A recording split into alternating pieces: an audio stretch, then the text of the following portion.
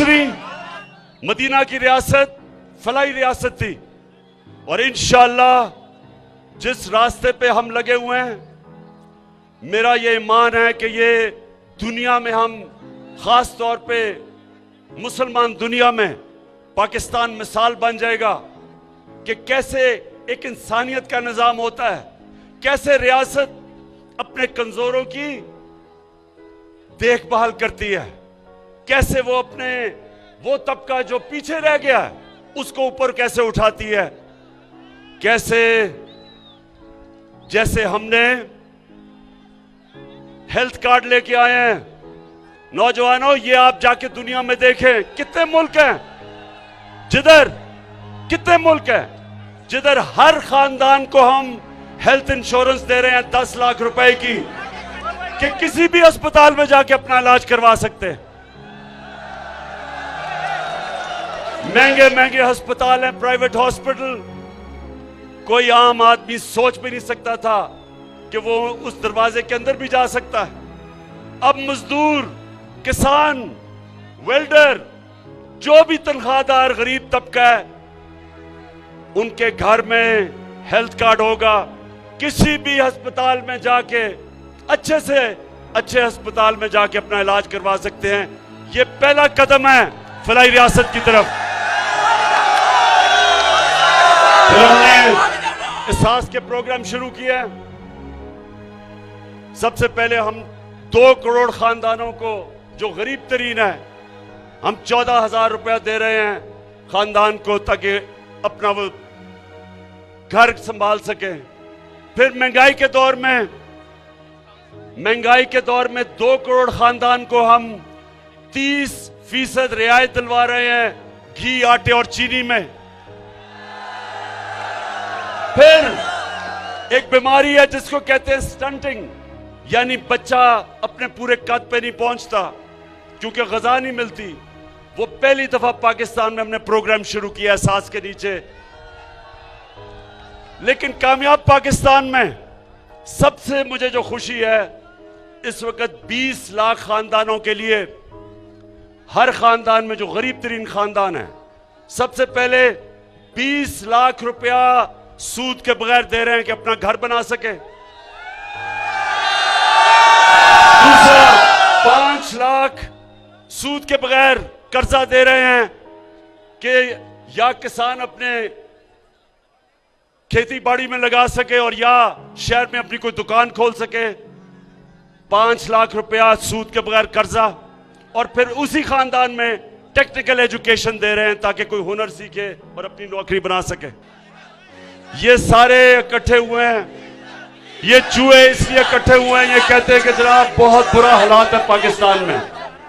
मैं आज आप सबके सामने, नौजवानों, अब तो आपके पास मोबाइल टेलीफोन है, ये सारी चीजें चेक कर लें।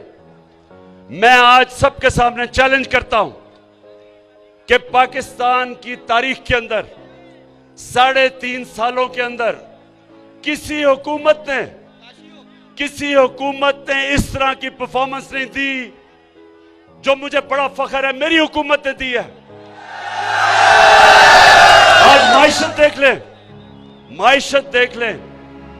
आज जिससे मुल्क उठता है वो एक्सपोर्ट्स है। आज पाकिस्तान की तारीख में सबसे ज्यादा एक्सपोर्ट्स है। आज हमारे पास जो टैक्स इकट्ठा हुआ वो तारीख में सबसे ज्यादा है। आज जो बाहर से हमारे पाकिस्तानी पैसा भेज रहे हैं डॉलर्स, वो सबसे ज्यादा है। आज 5 फसलें उनकी तारीखी पैदावार हुई है, गंदम की, गन्ने की, मकई की, चावल की, आलू की, रिकॉर्ड। इसलिए कि हमने किसानों का ध्यान रखा है, किसानों को हमने वो कीमत उनकी फसलों की दिलवाई है जो पाकिस्तान की तारीख में कभी नहीं थी। आज वो हमारे किसानों के पास पैसा गया है जो इस मुल्क की तारीख में कभी किसानों के पास इस तरह पैसा नहीं आया। और फिर इंडस्ट्री, आज हमारी इंडस्ट्री चल पड़ी है।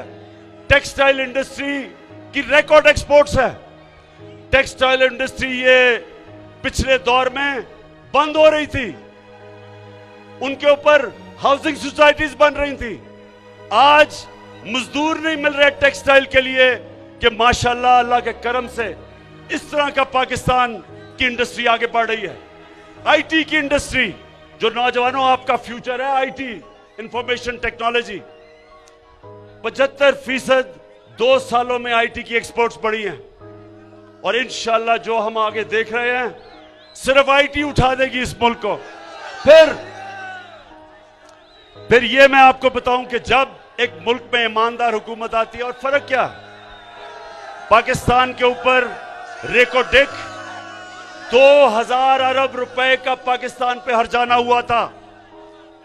2000 अरब रुपए का पाकिस्तान के ऊपर एक फैसला किया था अदालत ने, और हमारे ऊपर हमने 2000 अरब देने थे जिन कंपनियों ने अदालत में गई थी। मुझे फख्र है कि 3 साल मुसलसल हमने नेगोशिएट करके हमने वो मसला हल किया। वही कंपनी जो छोड़ के चली गई थी, सोने की और कॉपर की, तांबे की जो माइंस थी, वो वापस आ गई है।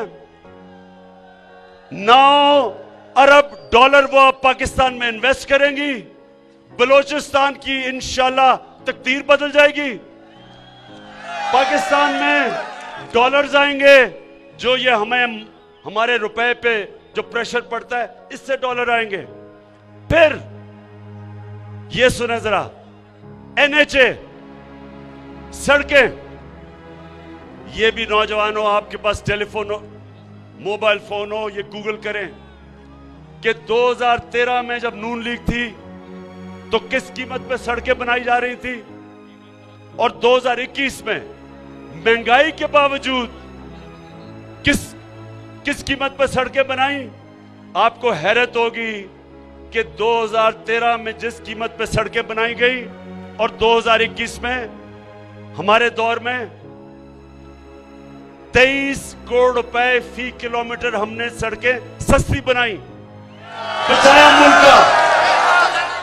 और ये भी वेबसाइट पे जाके देख लें कि हमने फख्र से मैं कहता हूं कि 1000 अरब रुपया हमने कौम का बचाया सड़कों के ऊपर, और उसकी वजह से हमने दुगनी सड़कें बनाई कौम का पैसा बचा के। रेलवेज, पहली दफा रेलवेज 50 साल के बाद हमने जो खसारे में था उसको नफे पे ले आए हैं, और इसमें आजम स्वादी को खास तौर पे मैं दाद देता हूं।